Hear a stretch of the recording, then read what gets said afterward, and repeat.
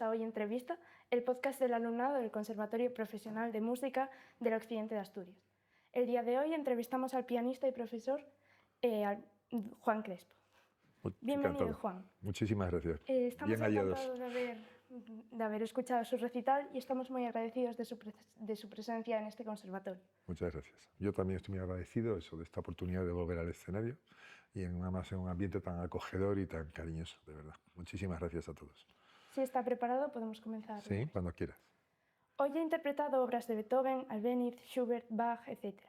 ¿Cómo ha seleccionado el repertorio para este recital en cuanto a preferencias personales, características de la sala, el piano disponible? Bueno, ahora mismo estoy montando 3 programas, uno con Iberias, transcripciones de Liszt Schubert, sonatas de Beethoven, la Pasacalli Fuga y polonesas de Chopin.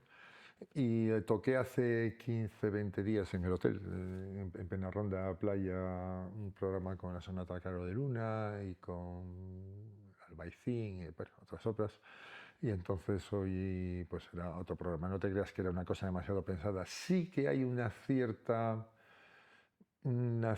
parte de, digamos, de homenaje a las distintas etapas de formación, ¿no? Yo estudié en Madrid, estudié en París, y luego estudié con compositores soviéticos, entre ellos Lazar Berman, que no soy muy jovencito, no sé si os suena, pero para mucha gente fue el mejor pianista del siglo XX.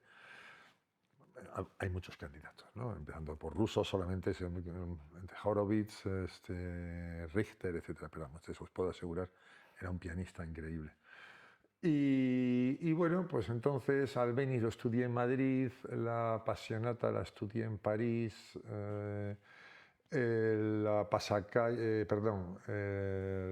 Passionata, Albéniz, la Pasacaglie la estudié con estos pianistas rusos y las transcripciones de Liszt las estudié con Lazar Berman. Entonces, digamos que recorre todas las partes y es un poco de homenaje a todos ellos. Hace un par de años murió Manuel Carra, el profesor que tenía en Madrid. Entonces, bueno, con él estudié rondeña precisamente, ¿no? Era de Málaga, casualmente. Entonces, un poco medio casualidad, simplemente de las piezas que estoy montando, los programas que estoy montando, y un poquito motivado por eso, ¿no? Y un poquito de esto y un poquito de aquello, ¿no? ¿Vale? No hay más, no tiene más historia. Sí tiene mucho que ver, en mi opinión, aunque insisto que es discutible y es una opinión no fundada, simplemente por la lógica de las cosas y la cronología. Lo de Albéniz y Rachmaninoff yo sospecho que tiene mucho que ver. De hecho, Rachmaninoff tiene unas variaciones sobre un tema español, las variaciones sobre el tema de Corelli. Por si no lo sabéis, el Corelli es sobre la folía, es una pieza española. No sé si Rachmaninoff lo sabía o no, pero es una pieza española y no sé si lo sabéis también, pero Rachmaninoff estuvo en Asturias a principios del siglo XX. En la Sociedad Filarmónica, tocó en la Sociedad Filarmónica de Oviedo. La LOCSE ya en el año 1990 propuso la creación de centros integrados de enseñanzas generales y musicales. Usted promovió uno de los primeros en nuestro país, que además de enseñanzas de primaria, bachillerato y musicales, también se puede estudiar afinación y reparación de pianos. Desgraciadamente, a día de hoy estos centros escasean. ¿Y cuál cree usted que es la razón? Yo creo que ignorancia de la gente que nos dirige. Hubo en ese centro, no fue uno de los primeros, fue el primero. Esto se crea a la raíz del desarrollo de la LOCSE en el año 92, se menciona la posibilidad de crear centros integrados. Entonces, aprovechando esto, y todavía gobernaba Leguina en la Comunidad de Madrid, estaba buscando proyectos, ya caía algo el PSOE, estaba ya en declive aquella época, de la época González, y entonces estaban buscando proyectos innovadores. Yo había hecho la propuesta, era el director del conservatorio, era un conservatorio superior en aquel momento, y entonces yo hice la propuesta, entonces me llamaron, oye, ¿estarías dispuesto a hacerlo? Y me dieron la oportunidad y se hizo. ¿Por qué digo que es ignorancia y por qué digo que de alguna manera se podía haber hecho de otra manera, que quizás fue un error como empezó y por eso no cuajó? Hubiera sido más fácil convertir un centro educativo normal, un colegio, un instituto, en un centro integrado que un conservatorio en un centro integrado. Y ahora explicaré por qué. Y luego lo de la ignorancia simplemente por eso, porque los políticos no se han planteado esto. ¿Qué sucede con un centro? ¿Qué necesitas para convertir, pongamos, un colegio en un instituto, un colegio y un instituto que estén cerca en un centro integrado? Realmente necesitas añadir un módulo que tenga, pongamos, un centro integrado con 30 alumnos por vía, digamos, ¿no? Por aula. Darían las clases, pongámoslo así, en 2 turnos, o sea, el primero sale y a las 9 de la mañana salen 15 alumnos a dar clase y a las 10 de la mañana salen otros 15. ¿Qué necesitas para eso? 10 aulas de instrumento. Punto. Para las enseñanzas teóricas, hoy en día todos los institutos, todos los colegios tienen un aula de música, etcétera, etcétera, que a lo mejor habría que equiparla un poco mejor que lo que es un aula de colegio de instituto, pero equipar ese aula grande para dar clases de armonía, de solfeo, de composición, de análisis, etcétera, no sería demasiado complicado. O sea, realmente lo que necesitas es eso, un pabellón con 15 aulas, eso, insisto, si vas a poner 30 por vía, que hoy en día son 20, a lo mejor es mucho esperar, ¿no? En nuestro centro donde más llega a haber hay 20, pongámoslo así, o sea que podéis contar con una vía de 20 alumnos que salen en 2 turnos a dar clase, necesitarías 10 aulas. 10 aulas de 15 metros cuadrados es un pabellón de 150 metros cuadrados, es nada. Hubiera sido mucho más fácil que convertir en un conservatorio y dotarlo con todas las aulas de enseñanza general, de laboratorios, patatín, patatán, patatán, patatín. No sé si os dais cuenta, eso sí que es un fregado, de aquí te espero. Entonces eso hubiera sido más fácil. Y luego lo de la ignorancia, en su momento yo pensé en proponerlo aquí en el Principado de Asturias. En Madrid se lo cargaron lo típicos, egoísmos. Estamos donde estamos, la gente tiene una cultura musical escasa. Cuando este centro se crea, claro, era una perita en dulce. Grupos de 18 o 20 alumnos, profesorado, funcionario por oposición, no estamos hablando de gente contratada de un colegio, son profesores seleccionados en general, aunque se hable muy mal de los funcionarios, son gente más o menos competente en general. Buen profesorado, pocos alumnos, alumnos seleccionados, porque claro, la enseñanza musical, como sabéis, entra por prueba, no es una enseñanza muy cara. Es decir, no es un colegio en el que la gente esté porque es el colegio que le toca en el barrio o porque es el que tiene el papá rico que puede pagar un colegio. Y ahí los tienes tontos, listos y medio pensionistas, ¿no? Sino que es un centro en el que todo el mundo tiene cabecita, ¿no? La gente que estudia música, los hay más listos y menos listos, pero ninguno es tonto. Y son gente con unas inquietudes evidentemente culturales. ¿Qué sucede? Pues que yo, y de hecho yo dejé la dirección de muy mala manera, o sea, la cosa abortó porque mi propuesta eran 2 vías de grado elemental y primaria, y al pasar a grado profesional reducirlo a una. No quería decir reducir a la mitad a los alumnos, pero vamos, de 2 vías de 15, pues reducir a una vía que pudiera tener 18 o 20. Cuando empezó a llegar la época en que tenía que llegar ese paso de grado y esa selección, los padres se empezaron a poner nerviosos y realmente lo que apareció debajo de mucha sonrisa y mucho interés por la música y mucha historia es que la mayoría de papás y mamás lo que querían es que su niño fuera médico o abogado, igual que su abuelo, igual que su tío, igual que su papá. Y la música, a mí no me estorbe usted con la música, que está muy bien que el niño toque la flauta, el piano, pero yo quiero que sea notario, como toda la vida de Dios. Entonces ahí empezamos con unos problemas. En Madrid en esa época ya estaba Ruiz Gallardón, que es un poco, va con los del mercado y viene a conocer la profesión, como se dice vulgarmente. Y entonces, bueno, yo monté un escándalo de mucho cuidado, dimití, me expedientaron y tal y cual, y aquello de alguna manera se fue el proyecto a la porra. Hubiera sido más fácil, como digo, el convertir un colegio normal, un colegio, un instituto que estuvieran juntos, en un centro integrado. ¿Y por qué digo ignorancia? Porque en una entrevista que me hicieron en la Nueva España, lo que pasa es que el periodista luego lo escribió mal en los titulares. Hoy en día otra cosa, hay 2 problemas en la enseñanza en España, en toda Europa. Pero la educación, como es lógico, tiene que ser obligatoria. O sea, en un país avanzado no puede haber gente que no sepa leer ni escribir y no sepa quién era Goya, aunque luego vas al colegio y no saben quién es Goya de todas maneras, pero bueno, en fin. Pero la gente tiene que tener una educación y tiene que ser obligatoria. Pero eso tiene un inconveniente. Un alumno que no le interese mucho, no tienes una forma de presionarle para que estudie. Porque a mí no, si me echa usted del colegio, el problema lo tiene usted, que me tiene que buscar otro, porque como la educación es obligatoria, si usted me echa de aquí, el que tiene el lío es usted, que me tiene que buscar otro colegio. Segundo, como tengo que ir pasando los cursos porque me tiene que tener en el colegio, la educación, el nivel de la educación baja y tal. tienes en la misma clase necesariamente alumnos que tienen interés en la educación y alumnos que no tienen interés, y todos lo sabéis, o sea, todos vais al colegio, y esto pasa en los colegios privados y en los públicos y en todos, ¿eh? No estoy hablando de la enseñanza pública. Entonces, eso es un problema. ¿Qué haces? No puedes hacer nada. Al niño tiene que estar en un colegio. Insisto, si le echas de colegio por cantamañanas, el que tienes el problema eres tú. No es el niño. Que simplemente, oye, una semana de vacaciones, mientras me buscan a otro colegio, verde las han segado y aquí a vivir que son 2 días, ¿no? Y por otro lado, una cosa que está hoy muy de moda, lo de la España vaciada que habréis oído, y eso en Asturias pasa, en muchos sitios en los que no hay población y tal. Yo creo que una solución estupenda podría ser este tipo de centros, porque lo que hay que dar a la gente son razones para vivir en ciertos sitios que hay que repoblar. Y no hablo solo de música, yo lo que proponía en aquella entrevista es, oiga, créese un centro de música, pongamos en Luarca, ya que tenéis un conservatorio, un centro integrado de música. Bien.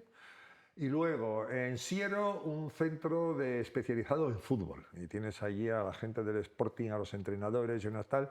Y entonces, para gente que le interese mucho el fútbol, que esté dotada, pues un centro integrado, que no tiene que ser solamente de música, en el que la gente va al colegio y entonces luego en sus horas y tal, y se organizan unos horarios de manera que puede ir al fútbol.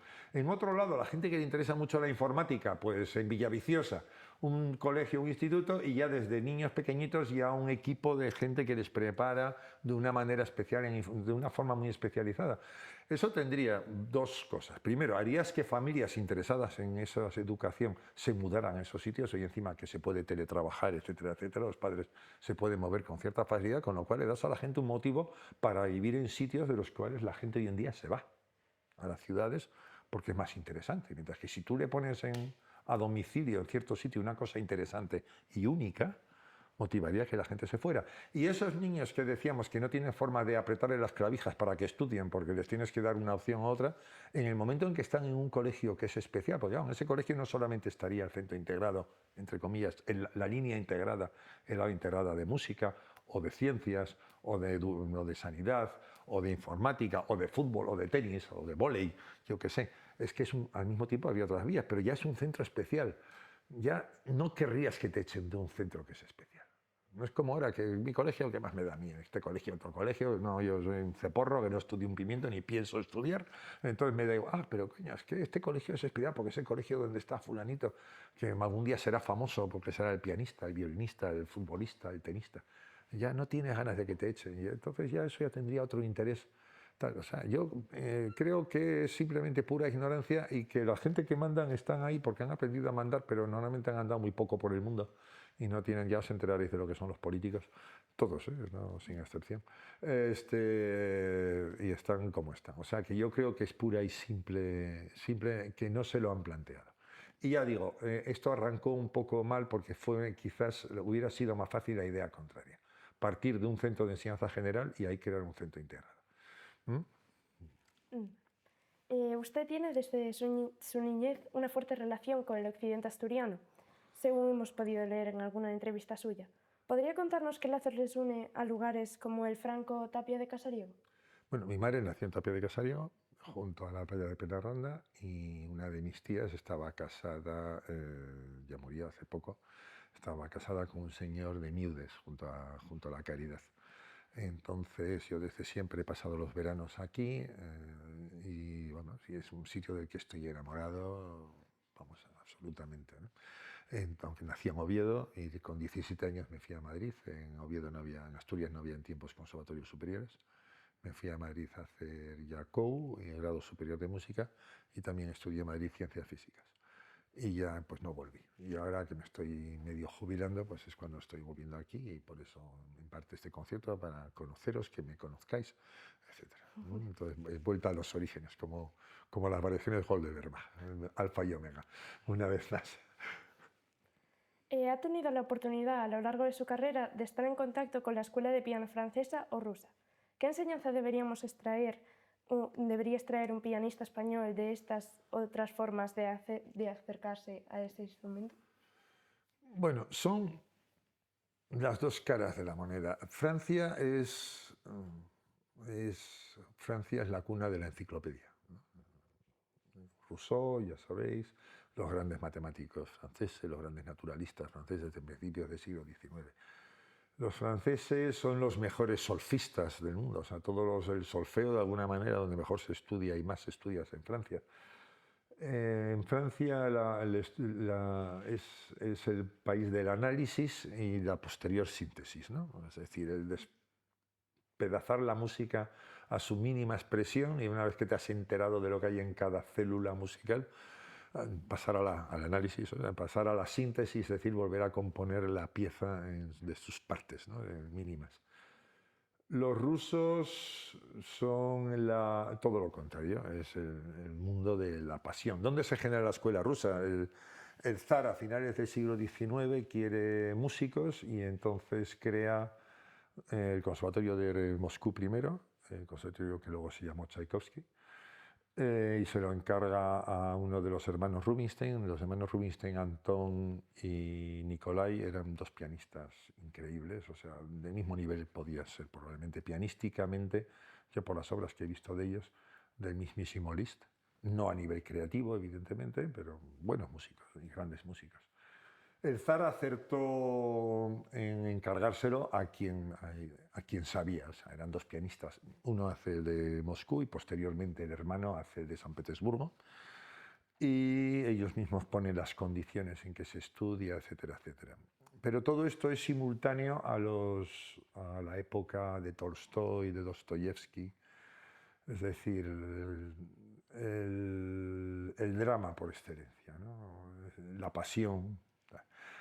Entonces, los franceses hacen la música, insisto, viendo la parte microscópica, descomponiéndola y volviendo a componer de sus partes, ¿no? Los rusos se aproximan a la obra creando un drama.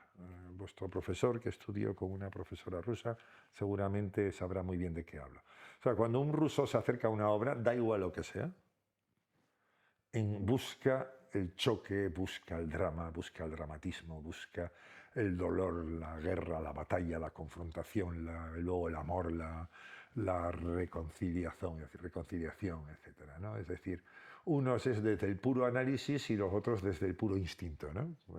Son totalmente contrapuestos y de alguna manera complementarios, ¿no? O sea, eso es un poco lo que podría decir. Luego sobre la metodología hablamos, si queréis, un poco después, porque eso es algo que quizás merezca la pena para vosotros si vais a ser profesionales. Pero digamos, desde el punto de vista estilístico, conceptual, yo lo resumiría así. Gracias. Cada vez más la figura del intérprete es preponderante. Solo hay que fijarse en la evolución de las portadas de los discos de música clásica. ¿Debe ser el intérprete el centro del fenómeno musical o, por el contrario, solo ser un mero transmisor del legado de los grandes maestros? Realmente somos los transmisores del legado, es decir, la música como llega a nosotros es boca a oreja. O sea, yo hay veces que me sorprende un poco, ¿eh?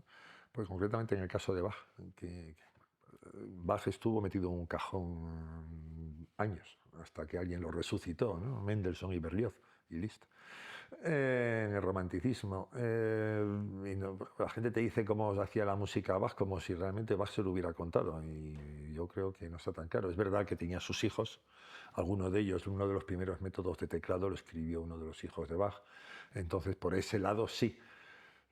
Pero realmente nosotros lo que tomamos es una herencia, pues como pasa con todo. O sea, tú vivís en un pueblo precioso y lo que tenemos que hacer nosotros, nuestros padres han hecho con él lo que buenamente han sabido, nosotros tenemos que hacer lo que buenamente sepamos y lo dejaremos a nuestros hijos, a los que lleguen, lo mejor que podamos dejarlo. Pues eso, ese pueblo que es Luarca o puede ser Tapia, o Oviedo, o Madrid o Nueva York, es una sonata de Beethoven, ¿no? La hemos recibido de nuestros mayores y la pasamos a nuestros pequeños, y cada uno de ellos pues la cuida, la mima y la protege y la transmite lo mejor que sabe y puede, ¿no?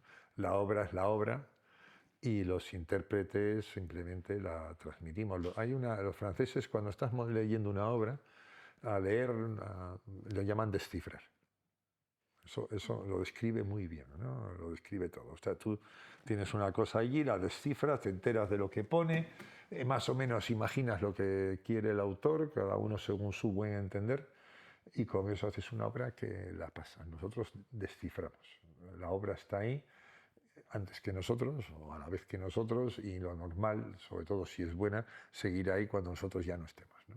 Entonces, pues es lo que hay, es como las grandes catedrales o los grandes monumentos, ¿no? ¿Es cierto que todo está en Bach?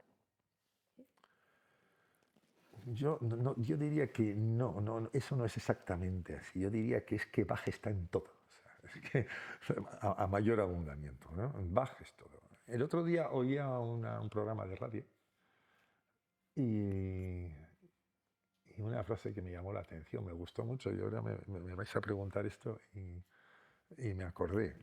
Hablaban de las últimas obras de Beethoven.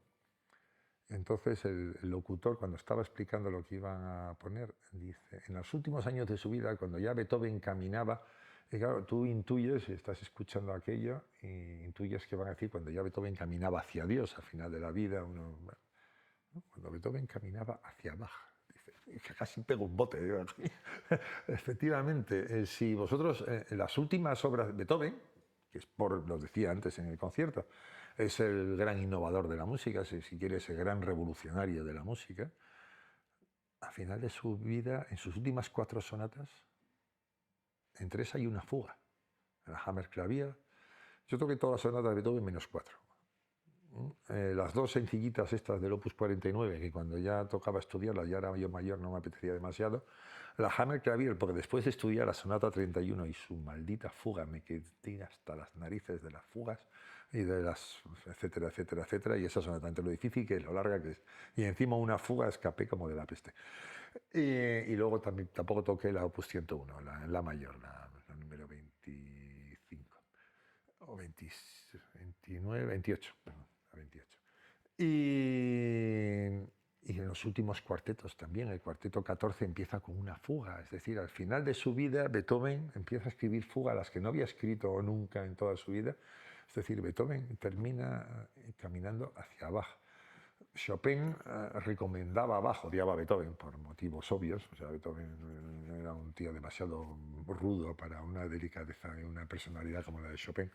Rachmaninoff adoraba a Bach, o sea, Bach está en todo, o sea, yo alguna vez, cuando hablo de Bach a gente que no sabe, ¿no?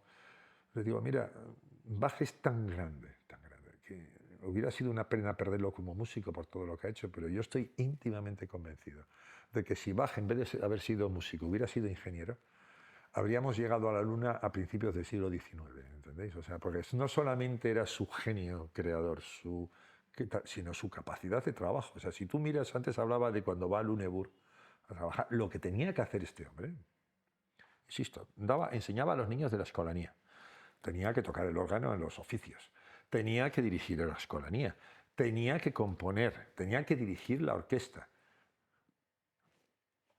Era 7 días a la semana y luego, aparte de todo esto, luego tú compón tus cositas, los claviaibum, los ejercicios para piano, no sé qué, no sé cuánto. Eso es porque tú quieres, ¿eh? O sea, pero aquí a dirigir el coro, aquí a hacer los oficios, aquí no sé cuántos y venga, y ahí te quiero ver. O sea, lo que ha hecho, o sea, la capacidad de trabajo que tenía, el genio creador.